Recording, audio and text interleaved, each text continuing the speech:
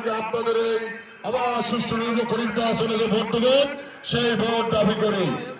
আমরা এই মুহূর্তে আগামী নির্বাচনের মধ্য দিয়ে বাংলাদেশের জনগণের অধিকার প্রতিষ্ঠার মধ্য দিয়ে বাংলাদেশের জনগণের মধ্যে সরকার প্রতিষ্ঠিত হবে। এই মুহূর্তে বাংলাদেশ জাতীয়তাবাদী দল বিএনপির সমকক্ষ কোন রাজনৈতিক দল নেই। বাংলাদেশে এখন এককভাবে সংখ্যাগরিষ্ঠতা পেতে পারে এমন কোন রাজনৈতিক দল বিএনপির সামনে কাউকে দেখা যায় না।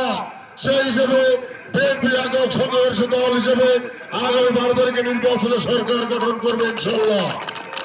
এবং বিএনপি সরকার গঠন করার জন্য আপনাদের কাছে ইতিমধ্যেই 31 দফা কর্মসূচি আমাদের চেয়ারম্যান তারেক রহমান জাতির কাছে উপস্থাপন করেছেন।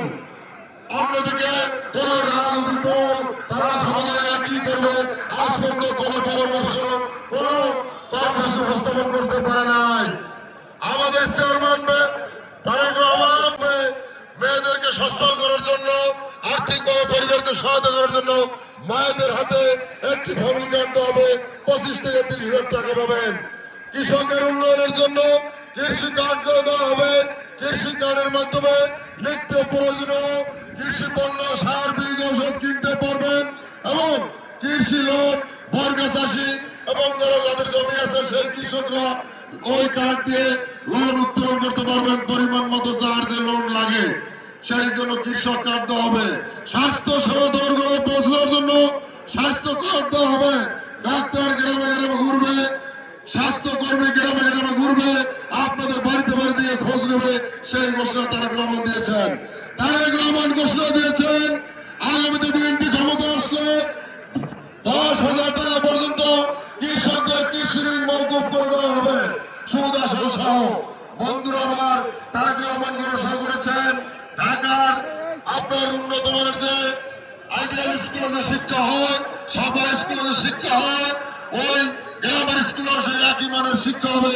অন টিচার অন টপ শিক্ষা ব্যবস্থার আমূল পরিবর্তন হবে।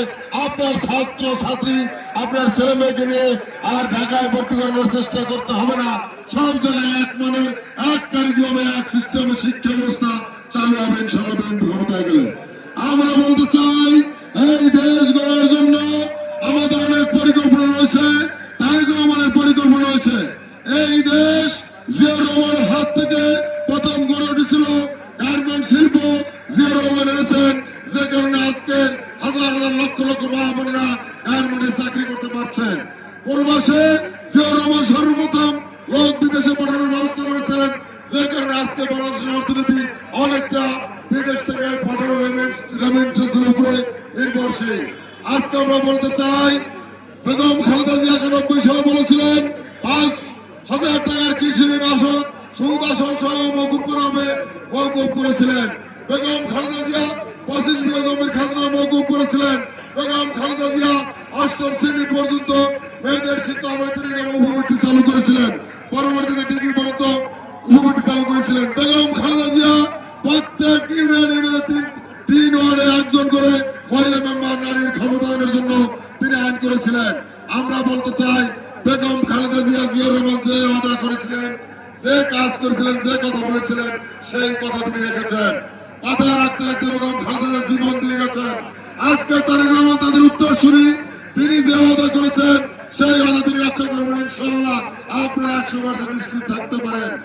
আর আগামীর উন্নয়নের জন্য আমরা উত্তরাঞ্চল আরেকটা উন্নয়নের দিক থেকে অবহেলিত। আমাদের প্রার্থী জননেতা রুহুল আমিন দুলাল উত্তরাঞ্চলের সন্তান। এই ধানিসভার জামার চেয়ে ওই ধানিসভার মানুষের সাথে তার ছোটবেলা থেকে সম্পর্ক। আপনাদের মনে আছে মোশাররফ চেয়ারম্যানের কথা, তিনি আজকে বেঁচে থাকলে এই মঞ্চে রুহুল আমিন দুলালের পক্ষে বক্তব্য রাখতেন। তিনি আজকে বেঁচে নাই, তাকে সত্যার হাতে স্মরণ করি। বন্ধুরা আমার, এই দুলাল ভাইয়ের সাথে ধানিসভার সাথে রাজ্জাক ভাই ছিলেন আমাদের সভাপতি, এদের সাথে গভীর সম্পর্ক ছিল। আপনাদের সাথে গভীর সম্পর্ক তার ছোটবেলা থেকে। সেই কারণে আমরা দাবি করি এবং উত্তর এলাকার উন্নয়নের জন্য আমরা দাবি করি আগামী নির্বাচনে এই তারেক রহমানের প্রার্থী রুহুল আমিন দুলালকে বিজয়ী করবেন। আমরা বলতে চাই যারা 1 দল 10 দল 11 দল বলে তারা বহুগামী রাজনীতি, তাদের কাছে এই দেশ নিরাপদ নয়। নিজের কাছে নিজের নিরাপত্তা নিজে দিতে পারেন না, তারা দেশ নিরাপদ নয়।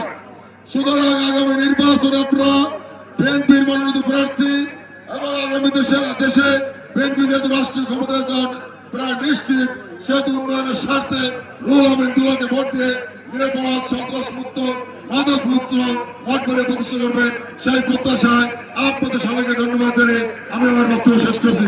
খোদা হাফেজ। বাংলাদেশ জিন্দাবাদ, ধানের শীষ জিন্দাবাদ।